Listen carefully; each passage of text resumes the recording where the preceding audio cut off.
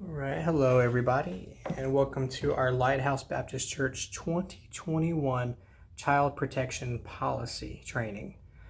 You will be all receiving a packet that looks just like this, an updated one, and be sure that you have your acknowledgement and that you watch all the way through this video and you read along with the audio. And so I'll go ahead and read through this and follow along with me. First off, the purpose. The members of Lighthouse Baptist Church, LBC, are committed to the safety, welfare, and protection of all children and youth participating in the activities and programs of this church. This policy is intended to protect our children, volunteer, workers and staff, and is intended to be a helpful resource in addressing the issues of child safety. Throughout this policy, the terms child, children, and youth refer to all persons under 18 years of age. Children's program at LBC include infant to 5th grade and grades 6 through 12th, and youth programs activities involving grades 7 through 12. The standards implemented in this child protection policy seek to uphold our commitment to the safety of the children and the youth of LBC, whether members or guests.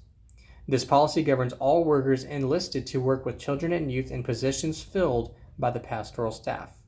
Number 2, qualifications of volunteers.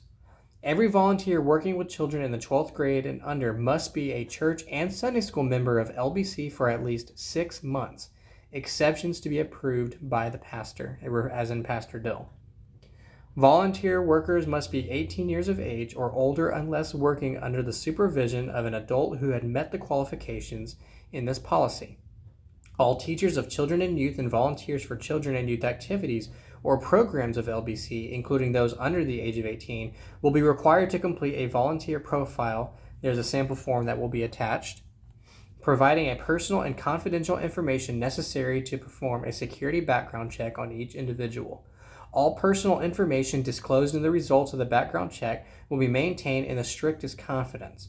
The refusal of any person to participate in a program or activity in lieu of such a disclosure requirements will also be held in the strictest confidence. Number 3, screening of volunteers.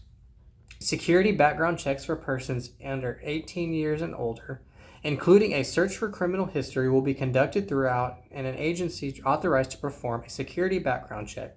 The results of the security background checks will be reviewed by the church staff member designated by the church to oversee background checks. If the result of the security background check is questionable, the information will be reviewed with the applicant by the designated staff member. Number 4, confidentiality of information. All personal information voluntarily disclosed the result of the security background check or the refusal of any person to participate in a program or activity in lieu of such disclosure requirements will be considered confidential. The written results of the security background check initially will be reviewed by the designated staff member. After this initial review, if the designated staff member determines the further review should be made, the designated staff member may consult with the church staff member who will be supervising the volunteer, known as the supervisor staff member, or conduct further inquiries as necessary after obtaining written permission from the volunteer. Without the written permission of the volunteer, the information contained in the confidential portion of the volunteer profile and the results of the security background check will be disclosed only to the designated staff member. Number 5, security. The designated staff member will maintain a secure storage facility in the church office for all volunteer profiles and results of all security background checks. The results of the security background checks will be destroyed in a timely manner. Volunteer profiles and background checks may be required to be updated. Number 6, disqualifications of applicants and volunteers. Whether disclosed voluntarily or by the result of the security background check, crimes against children or persons as defined in the Texas Penal Code will disqualify a volunteer from participating in the leadership or sponsorship of any activity or program involving children or youth. All convictions, charges, or indictments for charges will be reviewed by the designated staff member. If an applicant disputes information that appears on his or her criminal history record, he or she may appeal through the Texas Department of Public Safety. The DPS's determination of the accuracy of the record will be considered final and conclusive. Number 7, reporting violations. Individual responsibilities. In order to maintain a safe environment for all children and youth, all persons must be aware of their individual responsibility to report any questionable circumstances, observations, act, omission, or situation which endangers or threatens children. All questions or concerns of suspected activity of abuse or harassment by a volunteer shall be reported to the supervisory staff member. Should the activity of a concern involve a paid church employee, the matter shall be reported to the appropriate supervisory staff, elder, or pastor.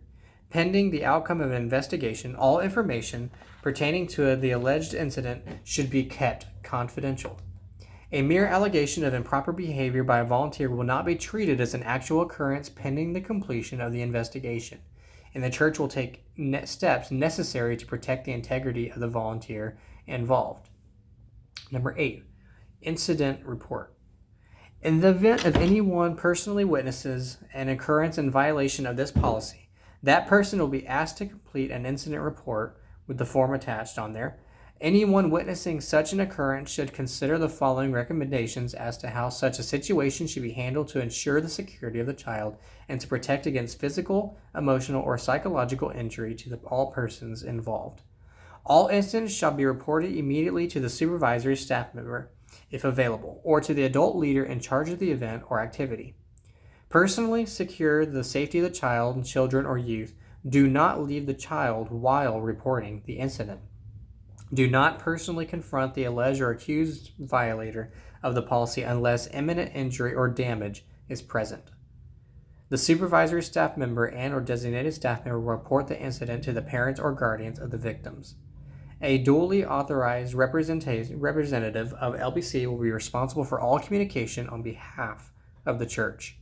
In the event a child or youth reports alleged abusive conduct, regardless of where the conduct occurred, the person initially contacted by the child must complete a written incident report, which should include as much as possible the precise wording of the child or youth. In the event of an incident in a church-sponsored activity occurring away from the church facility, the same procedure listed in Section 8 will be followed. In the event a child makes an accusation of abuse or neglect occurring in the child's home, the person initially contacted will report to the supervisory staff member for disposition of the matter. Number 9, general provisions. All LBC activities and programs involving children and youth, regardless of location, will be subject to this policy, including, as often as practical, 2 adults will be assigned to supervise or lead all activities involving children or youth. Youth-age workers in the children and youth programs and activities must be supervised by an adult in the classroom. At least 2 adult leaders will be required for all trips and outings. One-on-one discussions between adults and children and the youth in secluded areas are discouraged. In those situations where a one-on-one discussion is necessary to maintain the spiritual, mental, or physical well-being of the child or youth, adults are strongly encouraged to take precautions to protect themselves and the child or youth from a compromising situations. Please observe what's known as the open door policy. And to quickly explain that, when you're here in the building or anywhere, always make sure there is an open door in the situations where it's one-on-one communication between an adult and a minor. All adult leaders must respect the privacy of youth members in situations such as changing clothes or taking showers on church trips and retreats. Adults should intrude on only to the extent that health and safety require. Adults should also protect their own privacy in similar situations.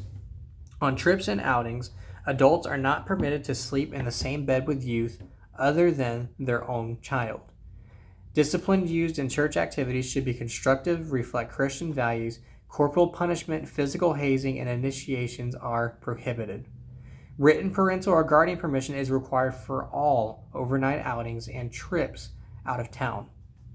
Open door policy. Classroom doors shall remain open at any time children are engaging in any activity without the presence of an adult in the classroom. If you see a classroom closed with youth or children inside, please open the door. It is understood that circumstances may arise that necessitate the need for deviating from this policy for such infrequent and unusual situations that are not easily classified elsewhere in this policy. The standards and spirit of this policy shall be recognized as being in force. Number 10, prohibited acts and behavior. The following acts or omissions, prohibited acts, will not be tolerated or accepted during any LBC activity and or program shall be reported to the supervisory staff member immediately after the safety of the child and children or youth involved has been assured. Number 1, direct observation or evidence of sexual activity in the presence of or in the association with the child or youth. 2, display or demonstration of sexual activity, abuse, insinuation of abuse, suggestive comments or evidence of abusive conduct toward a child or youth. 3, sexual advances or sexual activity between a person and a child or youth. Number 4, sexual advances or sexual activity between a youth and a child. Number 5, infliction of physically abusive behavior or a bodily injury to a child or youth. Number 6, emotional or psychological mistreatment of a child, children, or youth, including verbal abuse. Any adult in leadership role who cannot maintain his or her own conduct in response to the child's behavior shall immediately contact a supervisor and excuse themselves.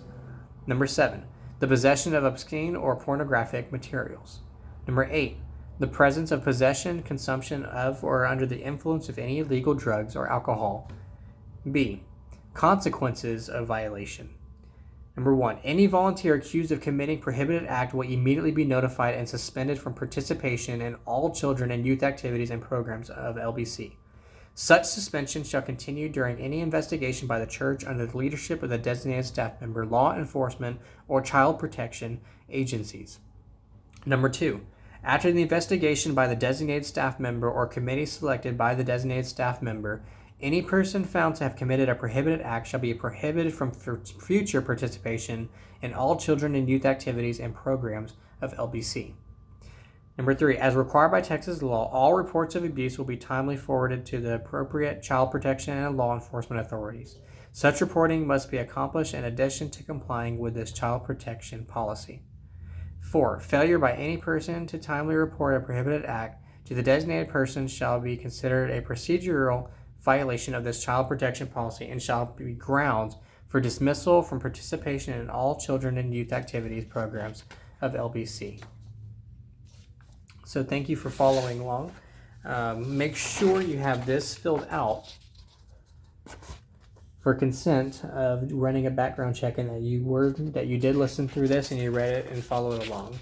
And so if you have any further questions or need any elaboration, please contact myself or Lisa or Pastor Dill. So thank you, and I look forward to serving with you this year.